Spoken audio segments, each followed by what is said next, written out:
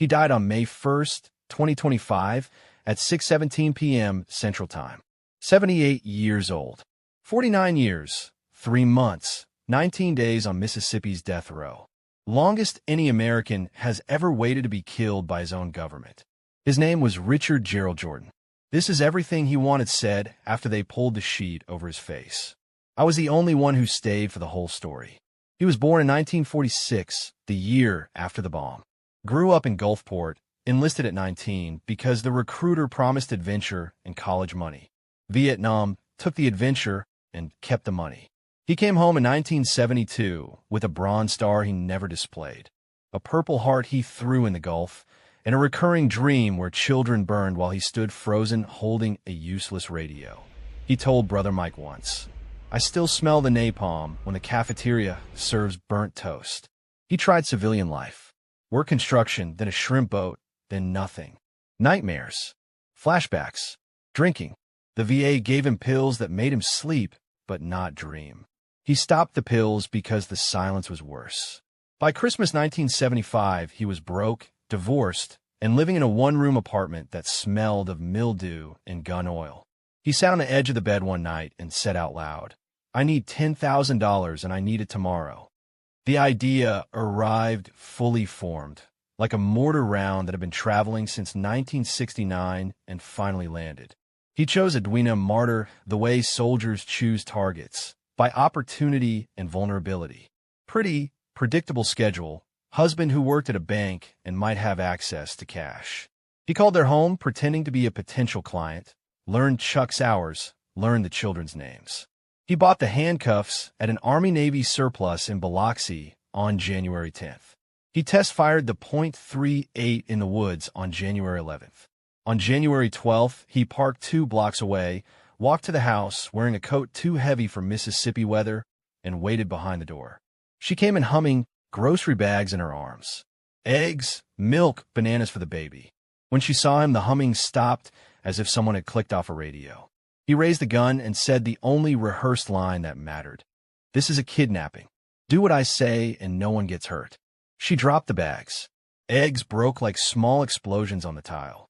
She said, "My children. Please let me call my children." He said, "Get in the car." He drove north, past the subdivisions, past the last traffic light, into the piney woods where the cell phones of 1976 didn't exist yet. He pulled onto a logging road, told her to get out. She was crying so hard she could barely stand. She said, "I'll do anything, just don't hurt me." He raised the gun. The shot is the hinge on which 2 lifetimes swung.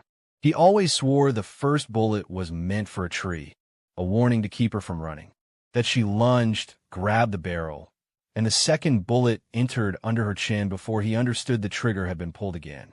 The state always said there was only one shot, point-blank execution style, because a live witness was a liability. The truth is lost somewhere between those pines and the grave. Only he and God know, and one of them is no longer talking. He stood over her body longer than any human being should be able to stand anything. Long enough for the blood to stop spreading. Long enough for the birds to start calling again. Then he drove her station wagon to the Texaco on Highway 49 and called Chuck Martyr from the payphone bolted to the cinder block wall. Voice calm, almost gentle. "Your wife is fine. She's safe. Leave $10,000 in a bag behind this phone tonight, and you'll have her tomorrow."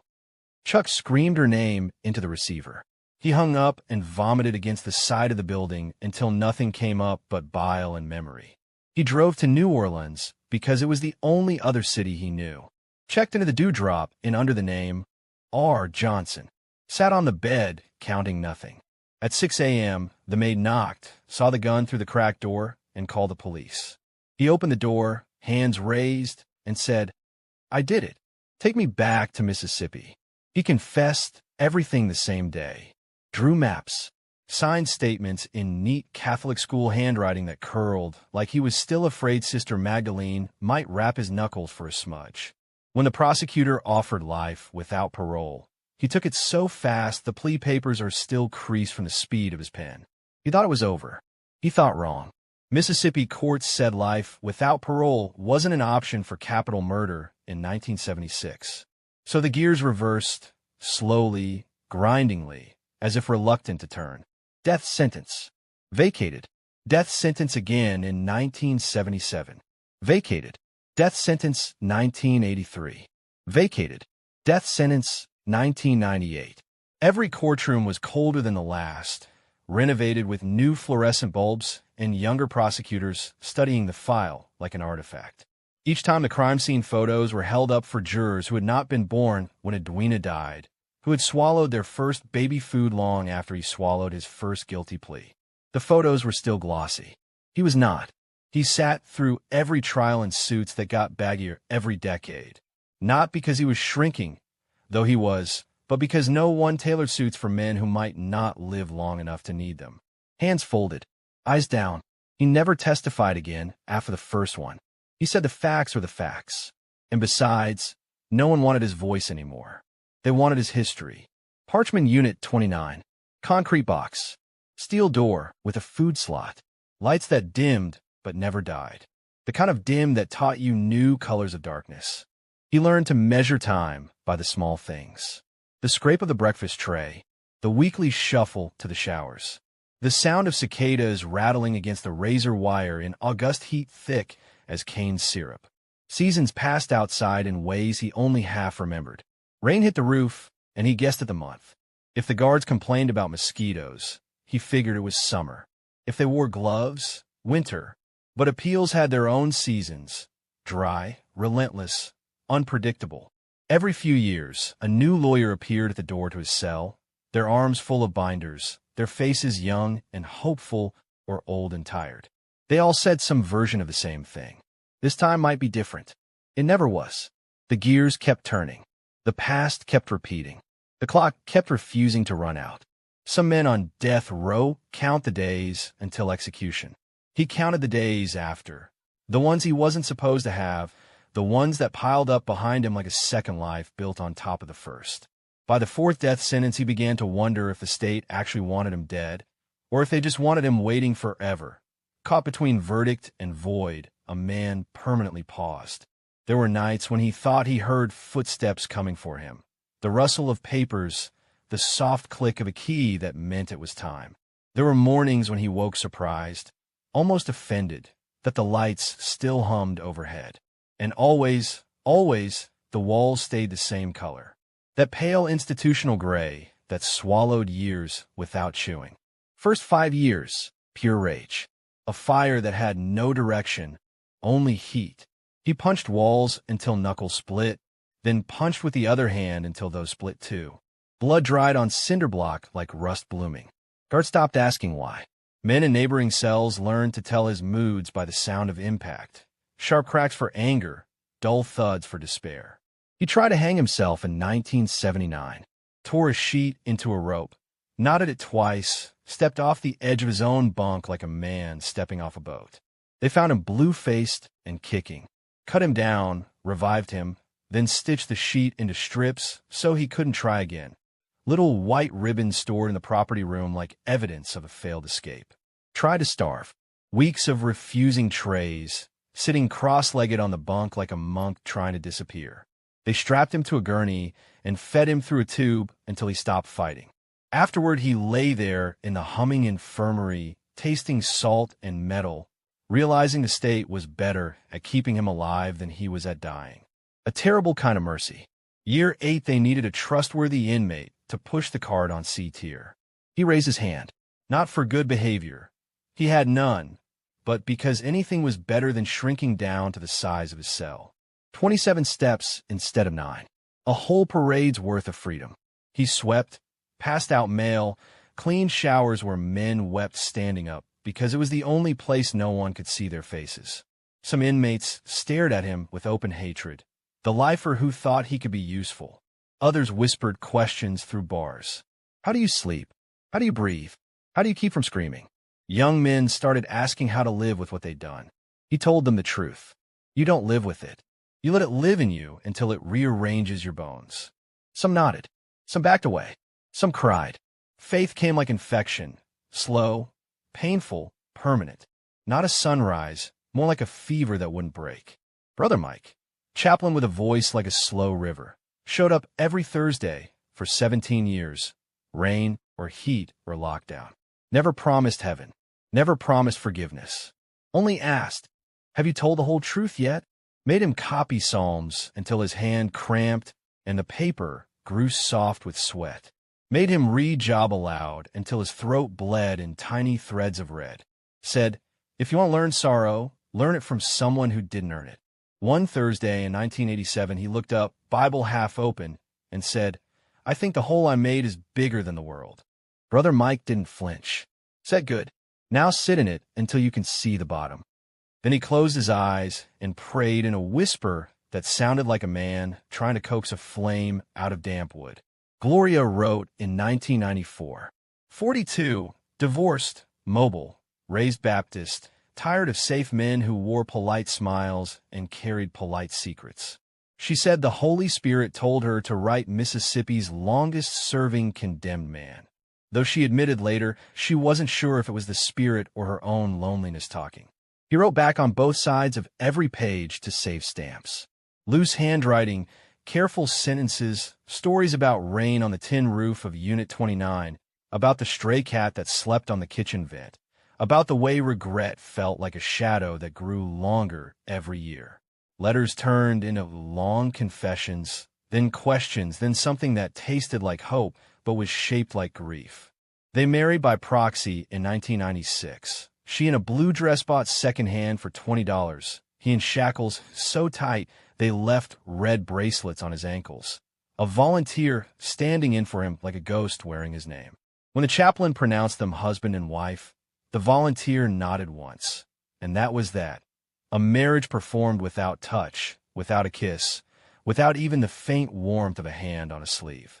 Just paperwork, signatures, and a moment of stillness that felt like a window cracking open in a sealed room.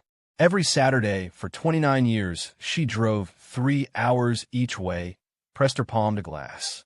He pressed his opposite. She was the only person who ever said, "I love the man you are today, not the ghost of who you were." He kept yellow legal pads stacked like bricks.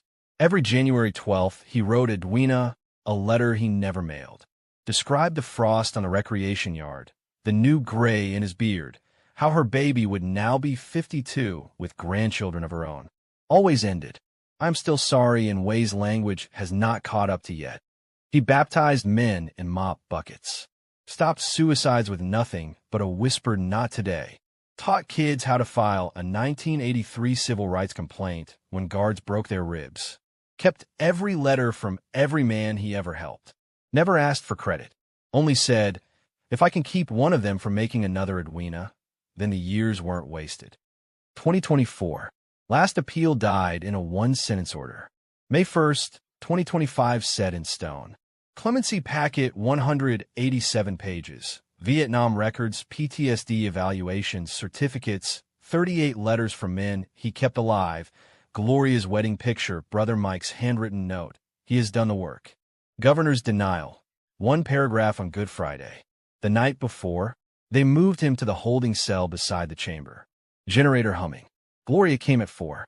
They let her sit on the same side of the bars. First time in 29 years. She held his hands, only the chains between them. She asked, "Are you scared?" He said, "I was scared when I made her get in that car. Tonight, I'm only finished." 6:03 p.m. 27 steps. He lay down without being told twice. Straps tight. IVs in. Warden asked for final words. He turned toward the glass silhouettes and spoke clear enough for the microphone to catch every syllable. "I will see you on the other side. All of you." 6:17 p.m. Heart stopped. 6:21 p.m. Sheet over face. Buried in the prison cemetery under a metal plate. R.G. Jordan. Died May 1st, 2025. The question he carried for 49 years is still here, still walking the tears, still waiting. What do you do with a man who spent half a century trying to unmurder a woman, when the woman is still dead, the children still motherless, the husband still broken, and the scales never, ever balanced? He never asked to be called good. He only asked that both truths be spoken in the same breath. Edwina Martyr's life ended because of him on January 12, 1976. And Richard Gerald Jordan spent the remaining 17,898 days of his life trying to become a man who would have died before knocking on that door, and knowing he would never succeed, and refusing to stop trying anyway. That is the entire inheritance. Remember her first. Always her first. Remember the eggs breaking. Remember the humming stopped. Remember Chuck begging into a dead phone. Remember the ordinary Monday that became forever. And only then, only if your heart has room, remember him. The longest waiter, the slowest penitent, the man who turned a concrete box into a lifetime monastery, and prayed every day that sorrow could be transmuted into something that did not further harm the world. He is gone. The question remains. Don't look away. 2 full minutes of silence. Only the sound of your own breathing. If this story broke something open in you, if it made you weep, rage, pray, or question every single thing you thought you knew about justice, mercy, war, guilt, faith, punishment, and what a human life is actually worth, then do the only thing he ever asked of the living. Carry it further. Like, comment, share, subscribe, because the tears are still full tonight, and the stones are still heavy, and silence is the only accomplice we can no longer afford. Thank you for staying until the last heartbeat. He noticed you were here.